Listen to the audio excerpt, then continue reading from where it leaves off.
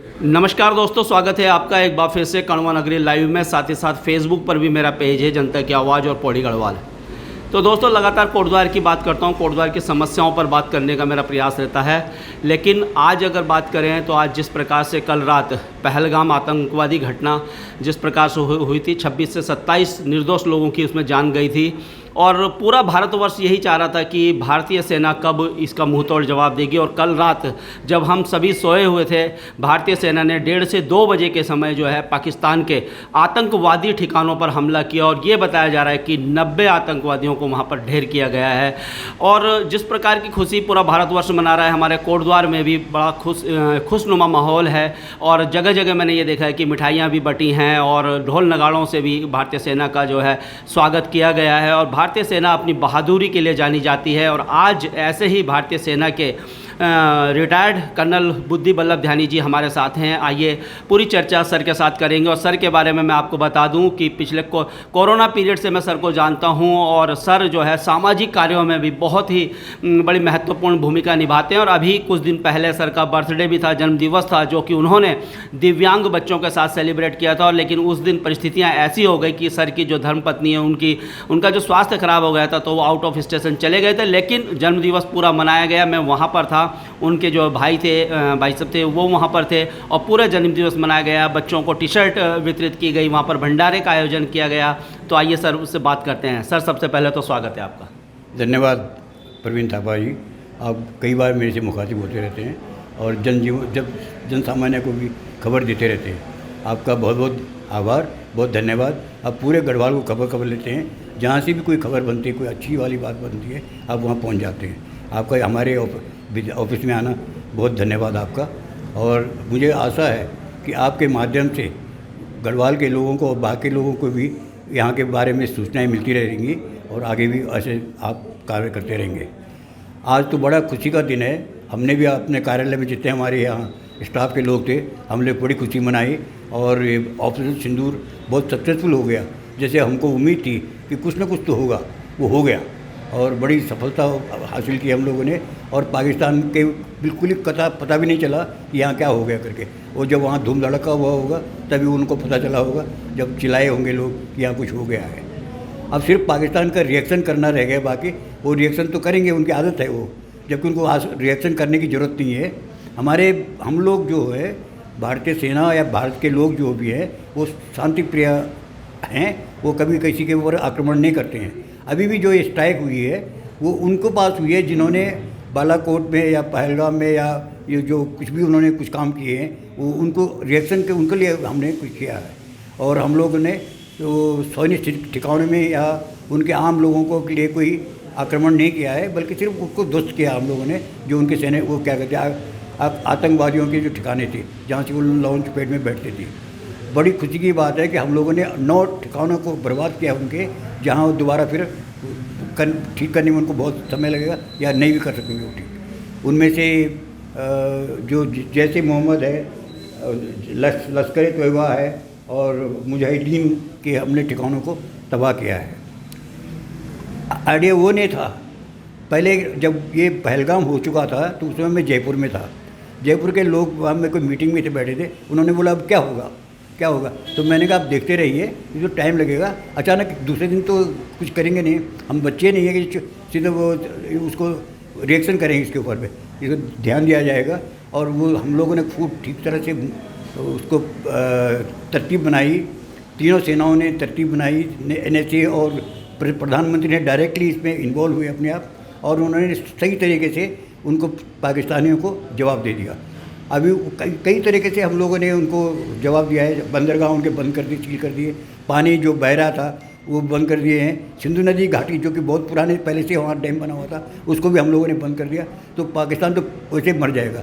वैसे इससे पहले भी हमारे जो कूटनीतिज्ञ थे, राजनीतिज्ञ थे, उन्होंने पहले से ऐसा किया कि उनको कटोरा पहले से पाकिस्तान को थमा दिया था। उसके बावजूद भी इन्होंने ये हिमाकत की है। और ये डायरेक्टली उनके जो जनरल साहब हैं मुनीर अहमद, आसिफ मुनीर, उनके कारण से ये हुआ है। उन्होंने वो गलत काम किया, जो उन्होंने हिंदू मुस्लिम का बताया कि हम लोग दोनों कभी एक नहीं हो सकते, उसी का प्रतिफल था ये पहलगाम का रिएक्शन। तो वो जब तक उसकी भी गर्दन हाथ में ना आए हमारे, तब तक हम लोग को चैन से बैठना नहीं चाहिए।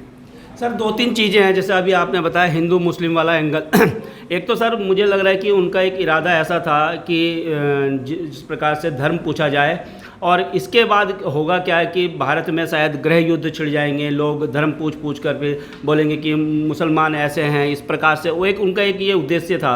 और दूसरा सर ये है कि वाकई भारत में बहुत सारे ऐसे लोग भी हैं जो कि बिना जो है वीज़ा के या बिना दूसरी चीज़ों के कागजातों के कारण यहाँ पर है। तो भारतीय पुलिस को जो है सत्यापन कितना ज़रूरी है, हमारे पूरे देश में सत्यापन होना चाहिए, कोटद्वार में भी होना चाहिए, जो लीगल है वो यहाँ रहे, जो अनलीगल है वो उनको जो है वहाँ पर भेजा जाए या जेलों में डाला जाए या उन पर कार्रवाई की जाए। सर इस पर क्या कहना है सर आपका? थापा जी आपने सही बताया कि ये हिंदू मुस्लिम राइट्स करने के लिए उद्देश्य से ये सब काम किया गया था कि भारतवर्ष में गृह युद्ध छिप जाए और तहल अपने आप ही हम लोग एक दूसरे के साथ में मर मिट जाए, लेकिन ऐसा हुआ नहीं है। पूरा भारत एक हो गया है, हम एक होकर के पूरा देश के जो शासन है उसके साथ में खड़े हैं। सबको उसमें कोई उसमें हिंदू मुस्लिम सिख ईसाई कुछ नहीं है, भारतवर्ष एक है और इकट्ठा होकर के हम लोग अपने दुश्मनों का काम समाप्त करेंगे। और जहाँ तक जो सत्यापन की बात है वो तो हो ही रही है, सत्यापन तो शुरू हो गया था। देखो ये हमारे गढ़वाल में भी लोग कई जगह से बांग्लादेशी यहाँ मिले हैं, पाकिस्तानी भी मिले हैं, कई उनको कितना छद्मी दुख उन्होंने हमारे ऊपर किया है। उनके लड़कों ने हमारे यहाँ की जो मुस्लिम लड़कियाँ वहाँ शादी की, यहाँ शादी की, यहाँ रहे बच्चे, यहाँ हम लोग हमारे पैसे से वो बच्चे पल रहे हैं उनके, और वो अपने आप वहाँ अपना पाकिस्तान में बैठे हुए हैं। यहाँ से एक एक परिवार से कई कई बच्चे 30-30 बच्चे तक पैदा उन्होंने करवाए हैं, और वो हमारी जनसंख्या बढ़ाई और हमको नुकसान पहुँचाया है। सर जैसे हम देखते हैं कि जब इस समय जो युद्ध वाली स्थिति है या इस प्रकार की घटना हुई है तो सत्यापन जोरों से होता है, लेकिन फिर उसके बाद कहीं ना कहीं उस पर ढील दे दी जाती है। मैं ये कहता हूँ कि सत्यापन लगातार होते रहना चाहिए पूरे साल भर, जब तक एक एक व्यक्ति जो बाहर का व्यक्ति वो बाहर ना जा पाए या उसे सजा ना हो, जब तक होना चाहिए सत्यापन। इस देश में बाकी देशों में आपने देखा होगा, अमेरिका हो चाहे और भी देश हैं, जर्मनी वगैरह, सब जगह सत्यापन होता है और स्ट्रिक्टली फॉलो किया जाता है, उसमें कोई शक नहीं है। हम लोग कभी अपने आप ढिलाई कर देते हैं, हम लोग थोड़ा जो सनातनी लोग होते हैं वो थोड़ा रहम कर लेते हैं, कोई बात नहीं, क्या होगा, छोटा बच्चा है, ये वो कैसे, ये नहीं। अगर वो पाकिस्तानी है या बाहर देश का है, बांग्लादेश का है, उसको उसी समय हम लोग को वापस भेजना चाहिए। हमारा देश में क्या है कि नेपाल के साथ में ओपन बॉर्डर है, नेपाली लोग आराम से आ सकते हैं, जा सकते हैं, हम लोग भी वहाँ चले जाते हैं। उनके साथ साथ ही कुछ लोग छिपे बाधे भी बाहर से, बांग्लादेश के लोग नेपाल से होकर आ जाते हैं, पाकिस्तानी लोग भी नेपाल से होकर आ जाते हैं, या खुला बॉर्डर में कहीं उन्होंने देखा कोई गड़बड़ है तो उसमें अभी देखा होगा आपने, हम लोगों को रेंजर का आदमी भी एक पकड़ा गया था, पाकिस्तान का एक आदमी फिर बॉर्डर में पकड़ा गया था गुरदासपुर में। तो इस तरह से कभी कभी घटनाएं होती हैं, लेकिन जो मास एक्सोडस है ये पहले से होके आया हुआ है। जब 71 वार हुआ था, इकहत्तर की लड़ाई हुई थी, उसमें बहुत लाखों में आए थे बांग्लादेश से, और हम लोगों ने वहाँ अपने कहीं बैठा दिया उनको और अपना राशन पानी उनको देते रहे। तो तब गलती तो हम लोगों ने की है, लेकिन गलती को सुधार तो कोई नहीं तो कोई करेगा। लेकिन जो अभी का प्रशासन है, केंद्र का शासन जो है, और जो राज्यों में भी अभी प्रशासन है, वो सब अब लोग सब कुछ देख रहे हैं और सबको नज़र में आ गया कि कुछ तो गड़बड़ है। जो हमारा डेमोग्राफी ख़राब हो रही है, इम्बैलेंस हो रही है, वो कहीं ना कहीं तो मार खा रही है, तो उसको अभी लोग सब ध्यान से देख रहे हैं। आम जनता जो है देश की, सब समझने लग गए हैं बात को कि क्या कहाँ पर गड़बड़ होने वाली है, कहाँ पर क्या होने वाला है। अभी उसमें रुकावट आएगी, सब लोग सत्यापन भी करेंगे, सब लोग देखेंगे भी, रिपोर्ट भी करेंगे दूसरों की, ये हमारे यहाँ का आदमी नहीं है। सर जैसे आप भारतीय फ़ौज में थे, वहाँ आपने सेवाएं दी हैं, बहुत अच्छी तरह से आप जानते हैं, और अब एक आम नागरिक हैं। अगर देखा जाए जो इस समय जो कल रात को जो भारतीय फ़ौज ने जो पाकिस्तान पर हमला किया है, ये कहाँ आगे कहाँ बढ़ना चाहिए, किस प्रकार की कार्रवाई आगे होनी चाहिए, या यहीं पर ही एक मैसेज उनको देकर यहीं पर ही रुकना चाहिए, क्या कहना है इस पर आपका? देखिए, पहले से हम लोगों ने बहुत ज़्यादा तरक्की कर ली है, भारत की फ़ौज उस फौज से बहुत आगे बढ़ गई है। हमारी तुलना अभी बड़े बड़े देशों से होती है, इजराइल की सेना से हमारी तुलना की जाती है, अमेरिका से की जाती है, रूस से की जाती है, उन देशों से हमारी सेना की बराबरी होती है। उनके साथ में हम लोग युद्ध अभ्यास भी करते रहते हैं जगह जगह पे। तो हम लोग छोटे मोटे नहीं हैं, अभी हमारे आधुनिक हथियार हमारे पास में, जो पहले बोलते थे कि रफाल तो हमारी ड्रीम थी, एक आ ही नहीं सकती थी, अब आम तौर पे हमारे आ जाते हैं, हमको कोई दिक्कत नहीं है। अभी रफाल ने ही ये जो वो क्या कहते हैं ऑपरेशन सिंदूर का कामयाब बनाया है, उसमें से रफाल भी शामिल है। तो अभी अंतर हम लोग कहीं रुकने वाले नहीं हैं। जब पानी हम लोग रोक सकते हैं, कभी हिम्मत भी सोच भी नहीं, पहले की सरकारें सोच भी नहीं सकती थी कि हम लोग पाकिस्तान का पानी रोक सकते हैं, लेकिन अब हमने पानी रोक दिया है, इसका मतलब हम लोग कुछ भी कर सकते हैं। तो हमारे साथ में किसी ने पंगा लेना नहीं चाहिए, और जो ऐसा कोशिश करेगा कभी, उसको मुंह की कहानी पड़ेगी। सारा दुनिया हमारे साथ में हो गई है, सिर्फ एक आध राष्ट्र के साथ में, तुर्की और चीन सिर्फ पाकिस्तान के साथ में, बाकी सारा जो राष्ट्र है सब देश के लोग हैं हमारे साथ में हैं।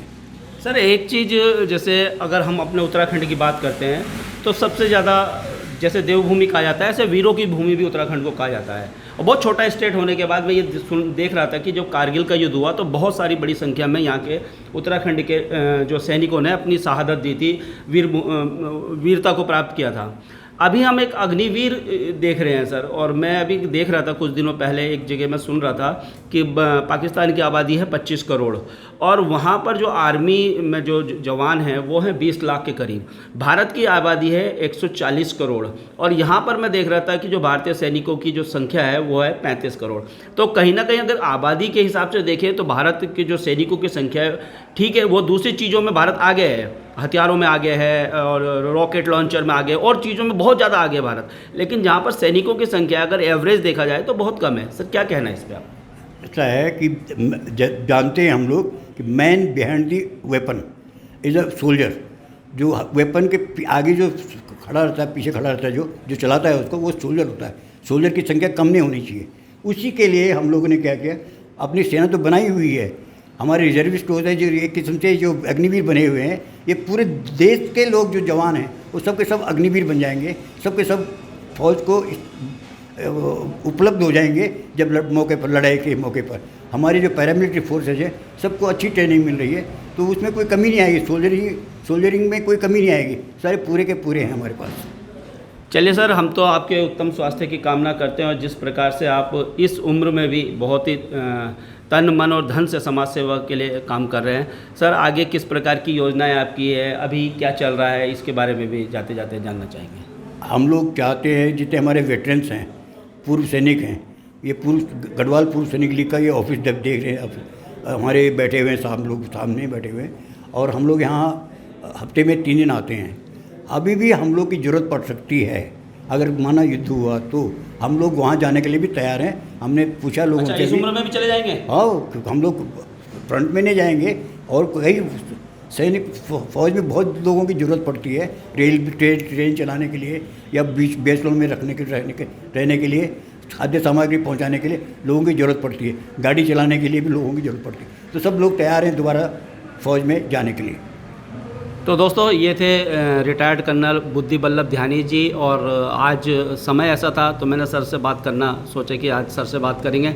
वीडियो पे कमेंट करके अपनी राय ज़रूर दीजिएगा दोस्तों। तब तक के लिए धन्यवाद। जय हिंद, जय भारत, जय उत्तराखंड। धन्यवाद।